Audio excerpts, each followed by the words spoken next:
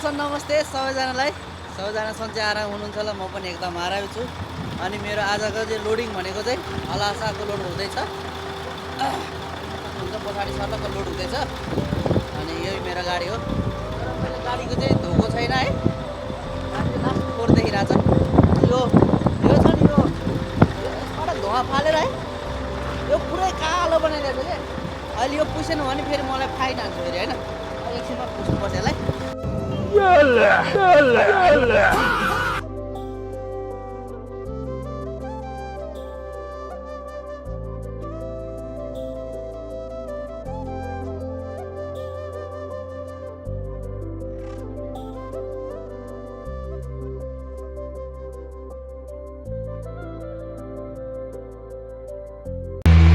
सामान राम्रोसँग बाँधे खस्ला खस्दैन।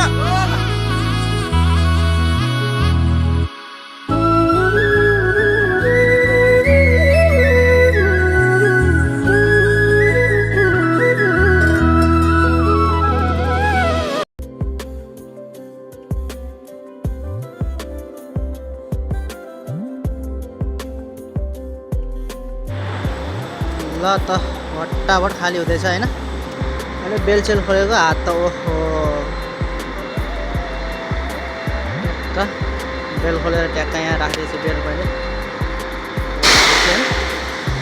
झार्दैछ सर्लक्क। हाम्रो गाडी चाहिँ झर्दैछ है यहाँनिर। अब 5-10 मिनटमा त सकिन्छ।